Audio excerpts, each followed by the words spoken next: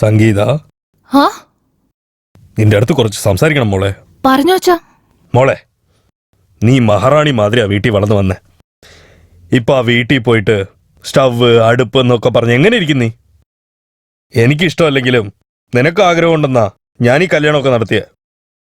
ഇപ്പോ നിന്റെ അച്ഛനൊരു ആഗ്രഹമുണ്ട്, ചെയ്യാൻ പറ്റുമോ?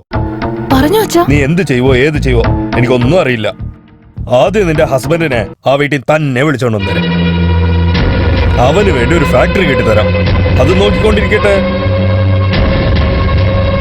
അല്ല മോളെ, നിന്റെ ഹസ്ബൻഡിന് ഒരു തനി സ്ഥാനം വേണ്ടേ?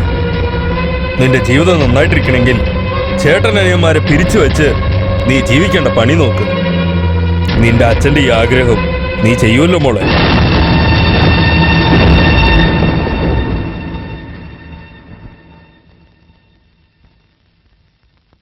ശരി അച്ഛാ. നല്ലത് മോളെ.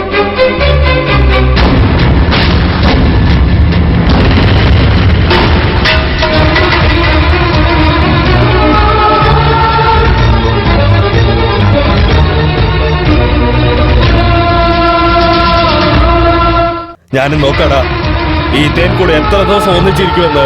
ഇങ്ങോട്ട് നോക്ക്. നാളെ നിന്റെ അനിയന്മാരൊക്കെ കല്യാണം ചെയ്ത് ജീവിതം തുടങ്ങുമ്പോ നിന്റെ കൂടെ ഇരിക്കുന്നെന്ന് വിചാരിച്ചോണ്ടിരിക്കുന്നേ.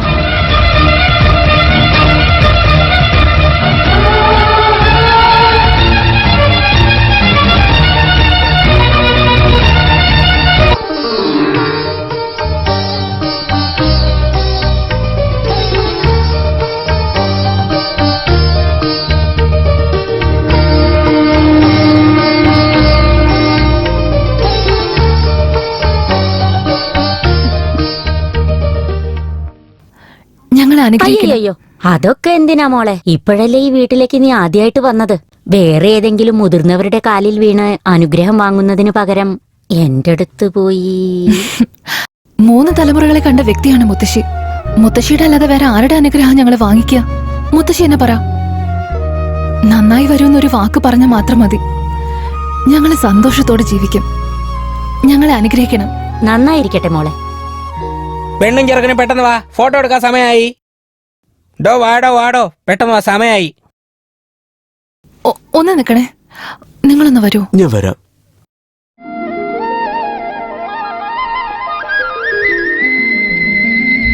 ദൈവം നിങ്ങളെ അനുഗ്രഹിക്കട്ടെ.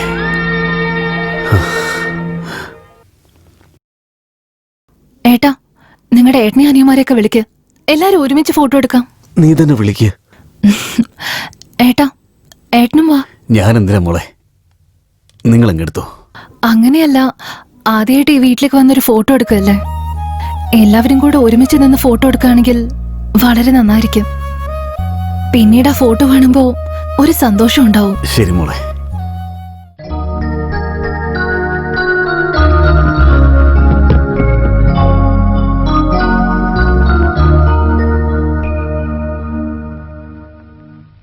സുബു, നിന്റെ ചേട്ടനോട് നിനക്കെങ്കിലും പറഞ്ഞുകൂടായിരുന്നോ? കല്യാണവും കഴിഞ്ഞു, ഭാര്യയും വീട്ടിലോട്ട് വന്നു. ആ തടിയൻ ചക്കൻ കൂടെ തന്നെ കറങ്ങിക്കൊണ്ടിരിക്കുന്നു. അവനത്ര നല്ല ആളൊന്നുമല്ല. വൃത്തികെട്ടവൻ, ആഭാസൻ, പെണ്ണുപിടിയൻ, ഇതിനൊക്കെ പുറമെ വാലാട്ടുന്ന നായ അവൻ. ഓ മുത്തശ്ശി, നിങ്ങൾ ആരോട് സംസാരിക്കുന്നേ? അമ്മമ്മ അതൊന്നും പറഞ്ഞിട്ടില്ല. അമ്മമ്മ വായ തുറന്ന് എന്നെ നന്നായിട്ട് ആശീർവദിച്ചോണ്ടിരുന്നതാ, അല്ലേ അമ്മമ്മ? താൻ ഫോട്ടോ എടുക്കടോ. നീ കുറച്ചടുത്ത് വാ. കുറച്ചുകൂടത്തേക്ക് വരൂ. വാ, കുറച്ചുകൂടത്തേക്ക് വരൂ. നേരെ നിൽക്കൂ.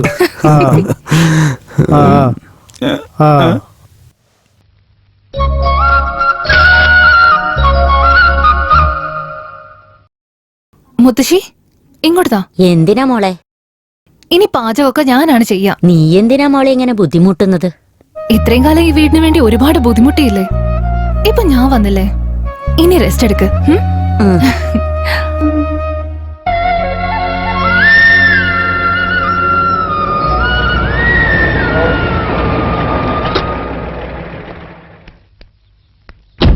ചെറിയ മേഡം. ആഹാ, എന്താ രാമയ്യ? വലിയ മുതലാളി ഈ സാധനങ്ങളൊക്കെ ഇവിടെ എത്തിക്കാൻ പറഞ്ഞു. എല്ലാ പാത്രത്തിലും നിങ്ങളുടെ പേരുണ്ട് മേഡം. ഇതെല്ലാം തിരിച്ചെടുത്തോണ്ട് പോ. അതെന്തിനാ മേഡം? ഇത്രയും വർഷങ്ങളായിട്ട് ഈ വീട്ടില് ഇത് എന്റെ സാധനമാണ്, എന്റെ പാത്രമാണെന്ന് സഹോദരന്മാർക്കിടയിൽ ഒരു വേർവ്യത്യാസം ഉണ്ടായിരുന്നില്ല. ഇപ്പൊ ഞാൻ ഈ വീട്ടിലേക്ക് വന്നതിന് ശേഷം ഇത് എന്റെയാണ്, എന്റെ പാത്രമാണെന്ന് പറയുന്നതില് എന്ത് ന്യായമുള്ളത്? രാമനെ ലക്ഷ്മണനെയും പോലെ ഉദാഹരണമായിരിക്കുന്ന ഈ കുടുംബത്തില് ഞാൻ ജീവിക്കുകയാണെന്ന് ഓർക്കുമ്പോ എനിക്ക് ഒരുപാട് സന്തോഷം തോന്നുന്നു. ഈ പാത്രങ്ങളൊക്കെ ഇവിടെ കൊണ്ടുവന്ന് വെച്ച് ദയവ് ഇതെന്നെ ഒറ്റപ്പെടുത്തരുത്. ഈ വീട്ടിലൊരു മരുമകളാണെന്ന് ഒരു വിളിപ്പേര് മാത്രം മതി എനിക്ക്. അതല്ലാതെ എനിക്ക് വേറെ ഒന്നും വേണ്ട. ഇവിടെ ഈ പാത്രങ്ങൾ കൊണ്ടുവരുന്നതിൽ എനിക്ക് താല്പര്യമില്ല. ദയവ് ഇത് നിങ്ങളിത് തിരിച്ചു കൊണ്ടുപോകണം. ചെല്ല് രാമയ്യ.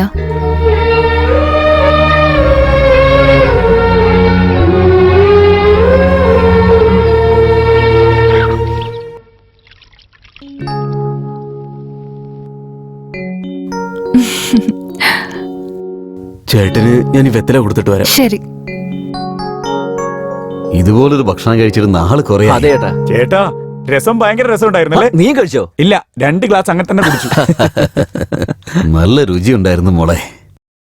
അല്ല, സാമ്പാറിൽ മോള് പൊടിയിട്ടായിരുന്നോ അതോ മോള് അരച്ചു കൂട്ടിയതാണോ? ഞാൻ അരച്ചത്. അതാ രുചി കൂടാൻ കാരണം. ഞാൻ പറഞ്ഞില്ലായിരുന്നോടാ അരച്ചു കൂട്ടിയതാണെങ്കിൽ രുചി കൂടുമെന്ന്. അതെ. എന്തായാലും വളരെ നന്നായിരുന്നു മോളെ. ഒരു മിനിറ്റ്. ഇപ്പൊ ഒഴുകി.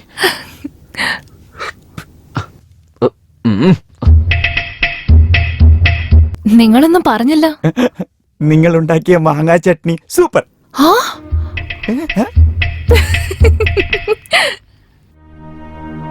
മുത്തശ്ശി, വെറ്റിലപ്പാക്ക്.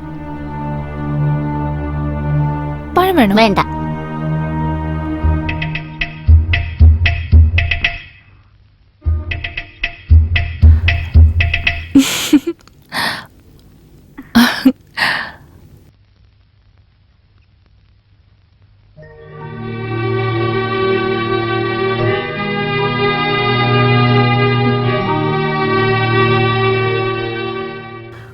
മോളെ, ഇത്രയും നല്ല ഗുണങ്ങളുള്ള നിന്നെ ഞാൻ വല്ലാതെ തെറ്റിദ്ധരിച്ചിരുന്നു. ഏട്ടൻ എന്തേ പറയുന്നേ? കല്യാണ മണ്ഡപത്തിൽ നീ നിന്റെ അച്ഛനോട് സംസാരിക്കുന്ന സമയത്ത് ഞാൻ പുറകിൽ നിൽപ്പുണ്ടായിരുന്നു. എന്നെയും എന്റെ കുടുംബത്തെയും നീ വേർപെടുത്തുമെന്ന് ഞാൻ വല്ലാതെ പേടിച്ചുപോയി. പക്ഷേ പാത്രത്തിലിരുന്നത് പോലും വേർപിരിക്കരുതെന്ന് നീ പറഞ്ഞപ്പോ ഈ വീടിന്റെ ശരിയായ മരുമകൾ നീയാണെന്ന് എനിക്ക് മനസ്സിലായി. എന്റെ അച്ഛൻ എന്നെ ഒരുപാട് ലാളിച്ച വളർത്തിയത്. കയറി ചെല്ലുന്ന വീട്ടില് തന്റെ മകള് കഷ്ടപ്പെടാൻ പാടില്ല എന്ന് ഓർത്ത് ഭർത്താവായിട്ട് ഒറ്റയ്ക്ക് താമസിക്കാൻ പറഞ്ഞു. ആ സമയത്ത് മാതാപിതാക്കളെ തൃപ്തിപ്പെടുത്തുക എന്നുള്ളത് ഒരു മകളുടെ ഉത്തരവാദിത്തം ഓർത്ത് ഞാനും അതിനെ സമ്മതിച്ചു. പക്ഷെ സത്യം പറയുകയാണെങ്കിൽ ഈ വീട്ടിലെ മരുമകളാകാൻ പറ്റിയതിൽ ഞാൻ ഒരുപാട് പുണ്യം ചെയ്തിട്ടുണ്ട്. എന്തുകൊണ്ടാന്ന് വെച്ചാ ഞാൻ ഇന്നുണ്ടാക്കിയ ഭക്ഷണത്തിൽ ഒരല്പം പോലും ഉപ്പല്ലായിരുന്നു. എന്നിട്ടും കേറി വന്ന മരുമകളുടെ മനസ്സ് വിഷമിക്കാൻ പാടില്ലെന്നോർത്ത് സാമ്പാർ കൊള്ളായിരുന്നു, രസം അട്ടിപ്പൊളിയായിരുന്നു എന്നൊക്കെ പറഞ്ഞു. ഇതുപോലൊരു ഭാഗ്യം വേറെ ആർക്കാ കിട്ടുക? എന്താ മോളെ, എല്ലാം നന്നായിട്ട് നടന്നില്ലേ? അതേ ആരല്ല ഞാനും കഴിച്ചത്. അപ്പൊ എനിക്കറിയില്ലേ. ഏട്ടൻ പിന്നെയും കുഴപ്പമില്ല, ഒരു മടിയില്ലാതെ എന്നെ പ്രശംസിച്ചു. പക്ഷെ നിങ്ങളുടെ രണ്ടാമത്തെ അനിയനോ നിങ്ങൾ പറയുന്നതിനൊക്കെ മുമ്പേ വന്ന് മാങ്ങ ചമ്മന്തി അടിപൊളിയായിരുന്നു എന്ന് പറഞ്ഞു. അതിനിപ്പോ എന്തു പറ്റി? ഇന്ന് ഞാൻ ചമ്മന്തി ഉണ്ടാക്കിയിട്ടില്ലായിരുന്നു ഏട്ടാ.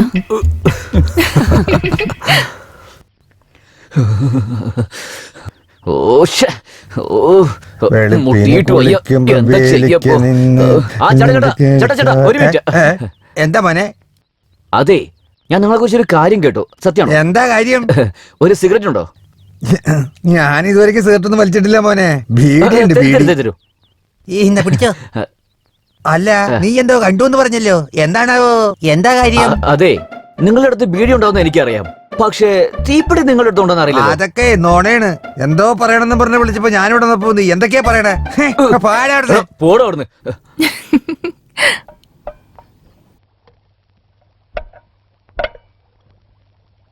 എന്താണാവോ നോക്കുന്നത്?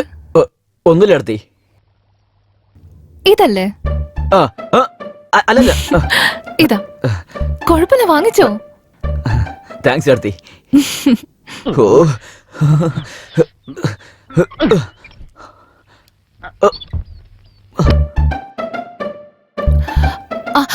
ഒന്ന് നിക്കോ. ഏട്ടന് വേണ്ടി ഞാൻ ചൂടുവെള്ളം വെച്ചിട്ടുണ്ട്. ചൂടായിട്ട് ഞാൻ തന്നെ വന്ന് വിളിച്ചോളാം. ഞാൻ ഇതിലൂടെ ചൂടുവെള്ളത്തിൽ കുളിച്ചിട്ടില്ലല്ലോ മോളെ. ഞാന് പച്ചവെള്ളത്തിലാ കുളിക്കുന്നത്. തണുപ്പുള്ള സമയത്ത് പച്ചവെള്ളത്തിൽ കുളിക്കാൻ പാടില്ല. ആ തണുപ്പോ? എവിടെ? ഉച്ചി ഉരുന്ന് വെയിൽ പുറത്തടിച്ചുകൊണ്ടിരിക്കുന്ന കണ്ടില്ലേ? അല്ല ഏട്ടാ, വെയിലുള്ളപ്പോഴും നിങ്ങൾ ചൂടുവെള്ളത്തിലേ കുളിക്കാവൂ. ഉം. ആ. ഓ ചെറിയ മുതലാളിയാണോ? അതിന് നീ കാവൽ. വളരെ നന്നായിട്ടുണ്ട്. നല്ല മനസ്സ്, നല്ല ചേട്ടത്തി. അല്ല, അവൻ എന്താ വലിക്കുന്നത്? ബീഡി. ബീഡി. വളരെ നന്നായിട്ടുണ്ട്. വല്ല കട്ടൻ ബീഡിയൊക്കെ വലിച്ചിട്ട് അവന് ശരീരം കളയരുതെന്ന് പറഞ്ഞേക്ക്. ഇപ്പോ കടയിലേക്ക് നല്ല സിഗരറ്റ് മേടിക്കാൻ കിട്ടുമല്ലോ, അത് മേടിച്ചിട്ട് വലിക്കാൻ പറ. ഞാൻ തന്നാന്ന് പറയണ്ട കേട്ടല്ലോ.